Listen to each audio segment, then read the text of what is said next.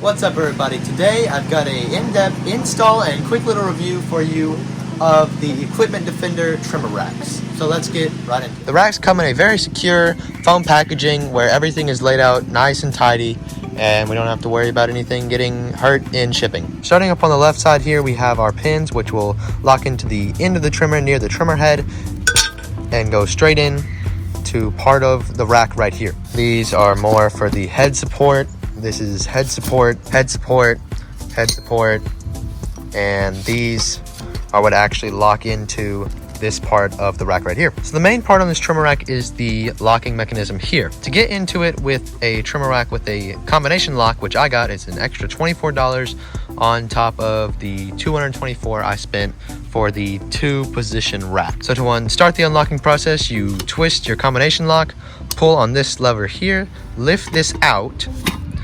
To unlock it after this right here, you have to turn this knob at the top here, which is nicely coated in some kind of rubber something, I believe. When you turn this handle up here, it unlocks these, which the blocks go into, which are previously mentioned. They go on the trimmer itself. They go in here. You lift up your safety switch. They lock in. Safety switch keeps them from coming out. See, it's still unlocked here, but the safety switch still prevents it from coming out. To lock it, go back in. Let this go down. Boom. Locked here. This is not going anywhere. Let's head over to our instructions here. First step, you're going to grab these 2 holes here. I've already marked the holes where I need to drill and everything. These 2 holes are 36 inches center to center. Not inside to inside, not outside to outside, not base, inside the base to inside the base. Center to center. You don't exactly have to make sure you get that right, but I want to do what they say in the instructions. Before I drill my holes, which these are 3/8 inch holes, and the clamps here will be 5/16 inch holes, which wrap around with a U-joint kind of clamp here. I am going to cut part of this pole off. The reason why this pole is so long when you first get it is because not every rail height is the same. So they want to allow for adequate room for rail height to where it'll match to where your trimmers don't hit the rail and you have adequate space. But my rails are pretty low, so I'm going to cut 6 inches above the rail. That's the minimum they say you can cut. It still leaves about 1 inch of space between the racks when you slide them over. But obviously, you know, it's got a stopper here, and they will slide on like that, and they'll come down to here. Well, actually, they'll come down to here because the stopper is at the end of the pole. It hangs like that. Of course, double check everything with your trimmer. So make sure that your trimmer and everything fits above the rail before you cut, before you drill, before you do anything. Make sure everything is gonna fit nicely. I've got my steel pole marked up where I wanna cut it. Get on 2 sawhorses clamped down. I'm gonna use a Sawzall with a Milwaukee metal cutter at the end. I've done a test cut there to make sure it all works. It leaves a pretty nice edge.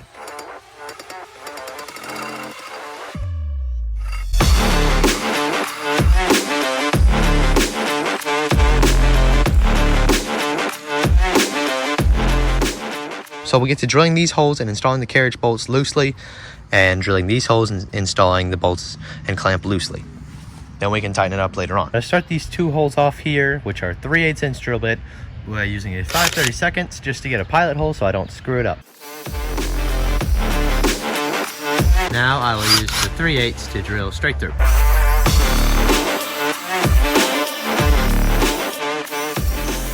I'm gonna blow off the surface with the air compressor before I install the first part of the trimmer rack.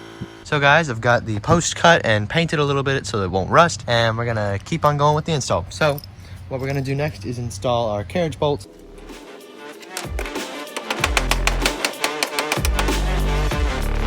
Now what we're gonna go ahead and do is get 2 M8 lock nuts and 2 M8 washers. I'm gonna put a little bit of high strength red Loctite on the bottom of these carriage bolts. For now, we're just gonna go finger tight on those nuts. We can grab either a center punch or some kind of marker to make sure you know where you're putting the holes. Now we can grab our center punch and our bracket that installs over like this, line it up where we want to. Now we can drill our holes with our 5/16 inch drill bit.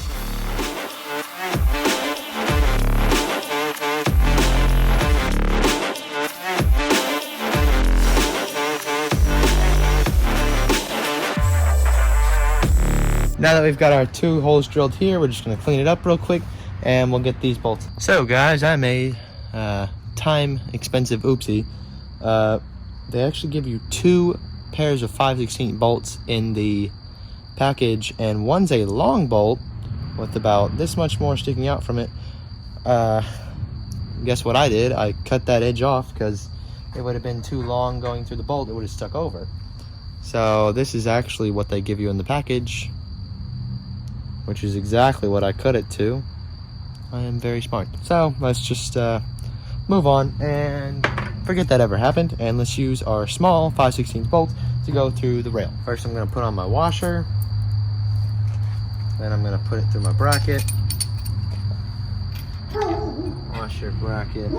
The washers are not included, by the way. I just happen to have a bunch of 5/16 washers. Put our washers on the other side of the bolts. What we're going to do now is grab our impact. You don't have to use an impact. I'm just pretty skilled at using it. I know when it torques down to where it needs. The nut on both sides is a 13 millimeter. So 13 millimeter wrench on this side, tighten down the nut.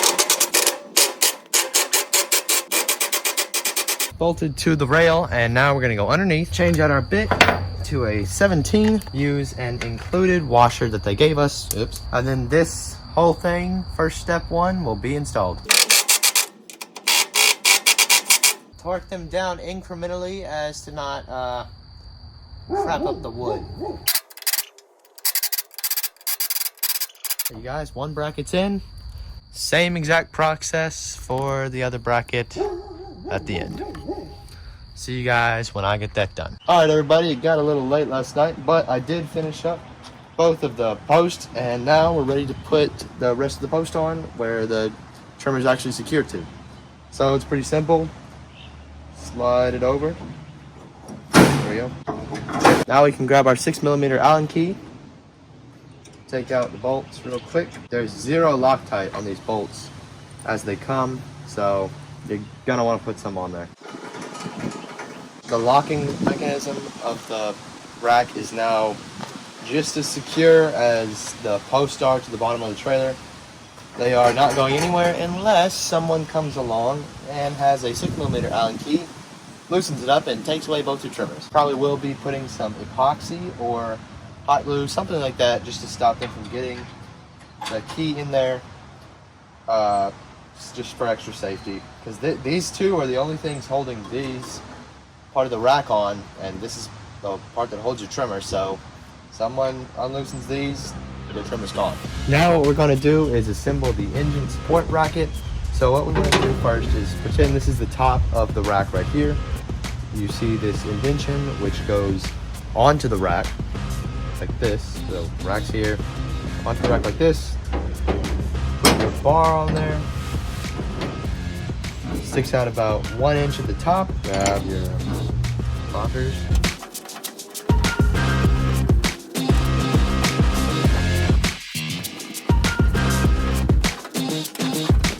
We're gonna leave that loose so we still have a little bit of movement. Now we're gonna keep our rack as is. Don't flip it over, nothing, even though you may think you should. Put the bar on like this. These are what actually support the engine. There we go.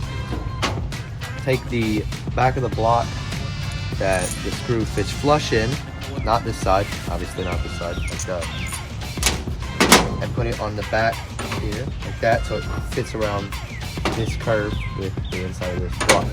Okay, now you're going to grab the other side of the block, put it underneath and make it fit like this, line them up, put Loctite on the screw, put them in, leave them loose. Alright, now that you got your blocks on there with your adjustable engine supports, you're going to put on the actual padded thing that touches the engine. You can only put it on one way if you've done it right. It should be pointing outside of the trailers. Say leave about 1/4 of an inch on there, just probably for safety. These you can tighten completely down. They are not going to move. If you got everything right, it should look like this. These should still be movable. Now that you have your bracket system all mounted up, you're going to want to put it on the holes. I just went ahead and tightened this top one up because it's not going to be moving. The bottom one still has adjustment, so I need to put it on there. They give you an included extra packet in there that has specific hardware for this installation. This is a 17 millimeter nut. Put a lock washer on first, just a decent amount of Loctite. Grab the other one, lock washer, nut.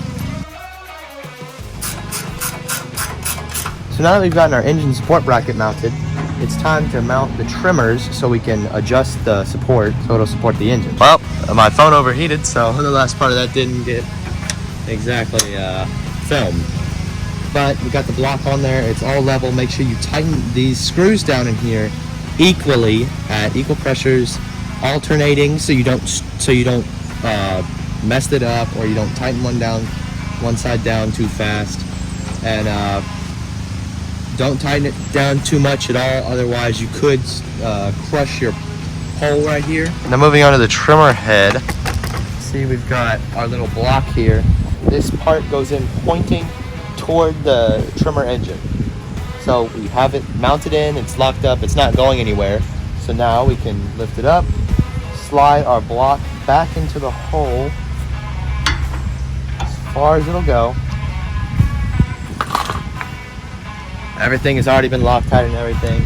This is still loose, by the way. And then you tighten it down. Now for those of you with Echo PAS or steel combi attachments, you're gonna do the mounting a little bit differently on the rear post here. So it's just like the same, it'll slide in, but it slides in from the other side. So instead of sliding in like this, we'll go in like this. With the PAS attachment, it actually slides out for the back of the trailer if you want to take it off. So if you're driving and this somehow gets shaken loose and this comes all loose like this, and maybe the pin somehow pops out, I don't know, I can't get that over. But this could come loose and there would be nothing here to stop it. It would just slide straight out and you'd lose this attachment. Instead of facing the point on the block toward the engine, just face it toward the trimmer attachment. If you do all that, this should never come off and you should never have any problems. Locks undone, down, there, latch, through, and the trimmer's out. Back in, boom, and undo your safety latch. Make sure it's in there. There. And now it's locked. Let's quickly tighten up our engine support and we'll be done.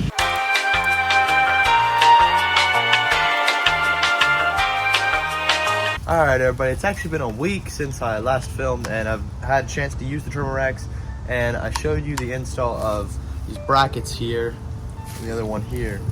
And this is a brush cutter, so obviously the way I installed it was like this, and it would lock in like this with the head up like normal. But I can't do that because this part of the handle sticks over the side of the trailer, and I could very easily hit some oncoming traffic or anything like that. So I had to rotate it 90 degrees to where I can rotate the trimmer 90 degrees.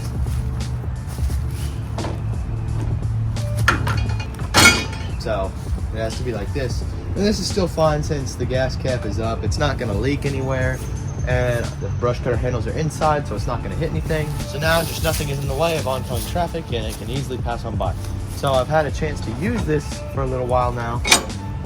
And it's actually done really well. I can't complain about anything about it. The only thing I have noticed is just when you're driving on the street and you hit a decently big bump, the trimmer head will just, and it'll just bounce everywhere and you feel like it's gonna snap off, but obviously it's fine. It hasn't gone anywhere. Everything is still just as easy as ever to take out. Boom. Alright, and now we're on our way. Even though it was kind of hard to put in, I'm gonna leave it like this because eventually this will wobble enough to where the bottom support here comes down just a little bit, and then it'll, you know, it'll be easier to put on, but it'll wobble a little bit more at the head, which is fine. I don't really care. The only thing that I care about is that the head doesn't snap off and this thing still locks. All right, guys, that was the entire install and my little review right here. Pretty sure like any one of you guys could do this yourselves with common tools and everything like that. Since I've been using the rack, it's been going really well. No problems, no excessive vibration. This is still solid to the trailer. It's not going anywhere. So guys, that's the end of this video. Don't forget to comment, like, subscribe, and share this video with anyone you know. And I'll see you guys later. Bye.